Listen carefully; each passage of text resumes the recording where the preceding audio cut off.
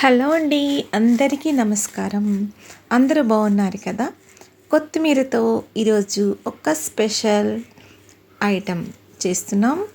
ఈరోజు దీన్ని జాగ్రత్తగా చూసామంటే మనం కూడా టేస్టీ ఈ ఐటెంని మన ఇంట్లో కూడా ప్రిపేర్ చేసుకోవచ్చు. ఇది ఎంతో ఆరోగ్యం, తినడానికి చాలా రుచిగా ఉంటుంది, ఎంతో ఇష్టంగా అందరూ కావాలని అడుగుతారు.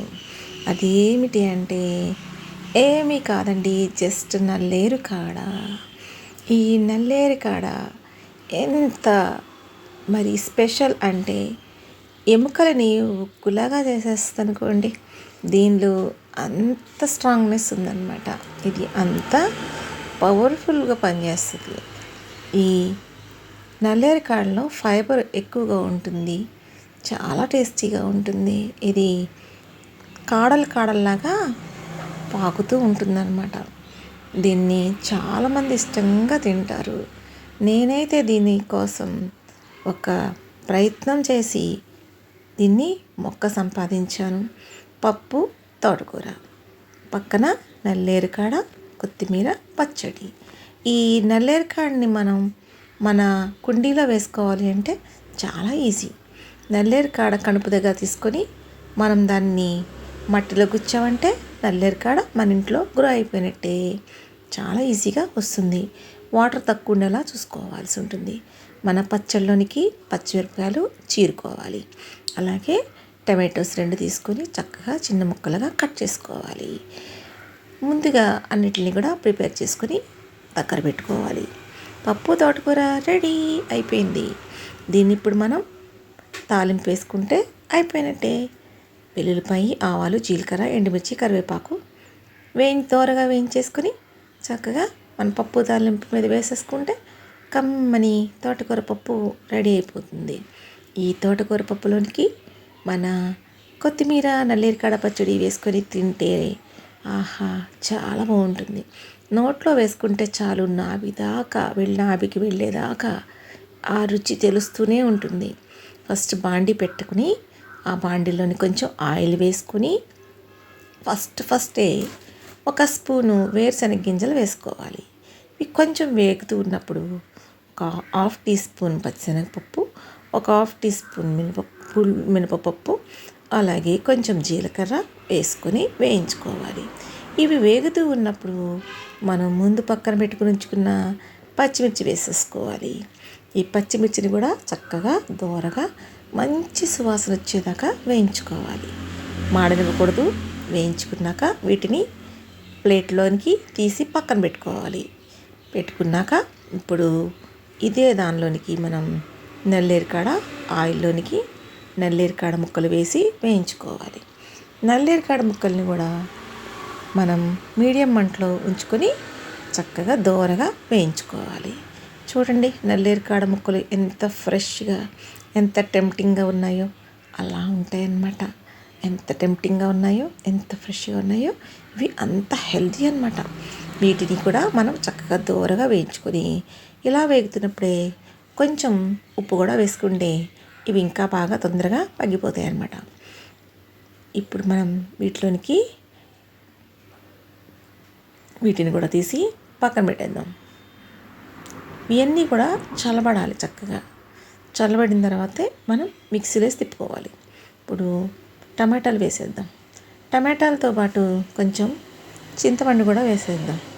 ఈ టమాటాలు, చింతపండు కలిపి బాగా మెత్తగా గుజ్జులాగా ఉడికిపోతాయి. దీనిలోనికి కూడా కొంచెం సాల్ట్ వేసుకుందాం.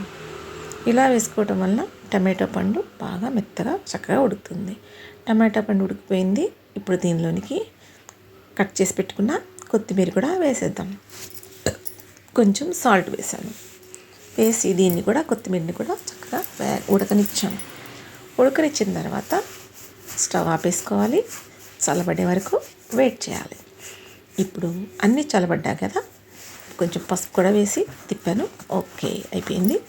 లాస్ట్ అండ్ ఫైనల్గా దీంట్లోనికి సింపుల్ ఇంగ్రీడియంట్ బెల్లం వేసుకుంటున్నాను. ఈ బెల్లం వేసామని తినేవారికి తెలియదు, మనం చెప్పకూడదు. అలాగే రుచి మాత్రం చాలా బాగుంటుందన్నమాట. ఫస్ట్ పచ్చిమిరపకాయలు, మినపప్పు, శనగపప్పు వేయించాం కదా, వాటిని మిక్సీలో ఒక్క తిప్పు తిప్పేసుకోవాలి. కచ్చాపచ్చ కింద అలా నలిగిపోతాయి. ఈ వెంటనే ఈ పక్కన పెట్టుకున్న నల్లేరుకాడ ముక్కల్ని కూడా ఒక్క తిప్పు తిప్పేయాలి. తిప్పేస్తే ఇవి కూడా పచ్చిమిర్చితో మెత్తగా తిరుగుతాయి. చూడండి ఎలా ఉందో, చూసారా ఎంత మరి ఫైబర్తో ఉందో. ఇలా తిరిగిన తర్వాత లాస్ట్ అండ్ ఫైనల్గా కొత్తిమీర, టమాటో కూడా వేసేసి మనం తిప్పాలన్నమాట. కొన్ని వెల్లుల్లిపాయలు కూడా వేసుకోవాలి.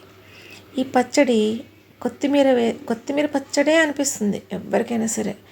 అసలు దీంట్లోకి నల్లేరుకాడ వేసామా అన్న విషయం ఎవరికీ తెలియదు. అది అంతగా కొత్తిమీర పచ్చడిలోనికి మిక్స్ అయిపోయి ఉంటుందన్నమాట. కానీ ఇది చాలా హెల్తీ రెసిపీ అన్నమాట. అందరూ తినాలి అన్నమాట. మనం మలబద్ధకంతో బాధపడుతున్నప్పుడు, ఇండైజెస్టివ్ ప్రాబ్లంతో బాధపడుతున్నప్పుడు, అలాగే మోకాళ్ళ నొప్పులు ఇటువంటి ఇబ్బందులతో బాధపడుతున్నప్పుడు ఇటువంటి ఫుడ్ మెటీరియల్ తీసుకుంటే మన హెల్త్కి చాలా హెల్ప్ అవుతాయి. ఇప్పుడు దీనికోసం మనం తాలింపు వేసుకుంటున్నాం. తాలింపు కోసం ఆవాలు, జీలకర్ర, ఎండుమిర్చి, కరివేపాకు మాత్రమే వేస్తున్నాం. వేసుకొని దీన్ని పచ్చడి మీదకి అలా వేసేస్తూ ఉన్నాను అనమాట.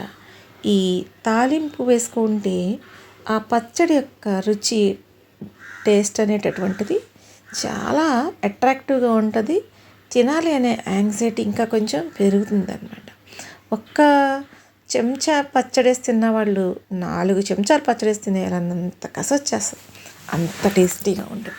ఇంకెందుకు ఆలస్యం, వేడి అన్నంలోనికి కాస్తంత పచ్చడి, దానిలోనికి కాస్త నెయ్యి వేసుకొని వేడిగా అలా కలుపుకొని నోట్లో పెట్టుకుంటే అస్సలు గొంతులోకి దిగిపోయిందన్న విషయం తెలియదు. నాభిదాకా రుచి తెలుస్తూనే ఉంటుంది.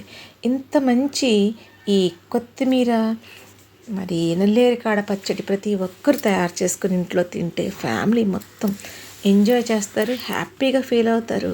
వండినందుకు తప్పకుండా అప్రిషియేట్ చేస్తారు. ఓకే అండి, మరి నా ఛానల్ చూసినందుకు మీ అందరికీ థ్యాంక్స్ అండి. లైక్ చేయండి, షేర్ చేయండి, సబ్స్క్రైబ్ చేసుకోండి. అందరికీ నమస్కారం. కామెంట్ చేసి తెలియపరచగలరు.